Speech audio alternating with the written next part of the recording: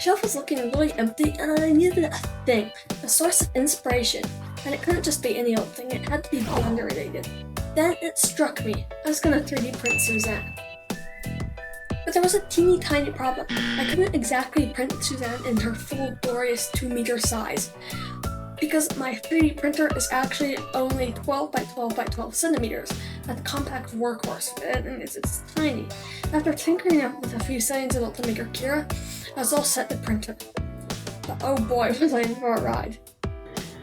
First attempt was a flop, my second attempt was dismal. Just when I thought it couldn't really get any worse, I was halfway through the print and a power outlet struck and I had to turn off the printer. Just my luck. I decided I was going to do one last try.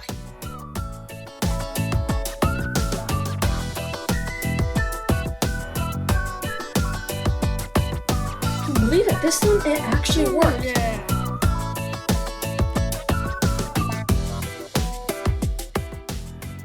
So I removed her with an X-Acto knife.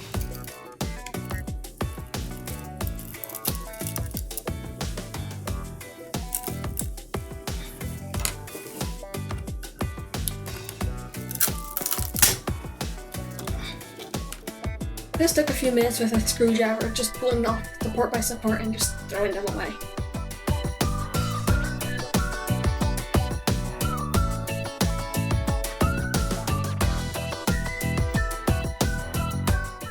She had some rough edges on the bottom, so I took some piece of sandpaper and just rubbed her down.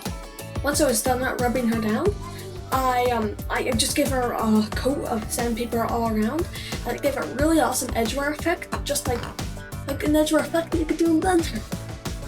For the grand finale, I hurled her onto the ground with all my might, and nothing happened.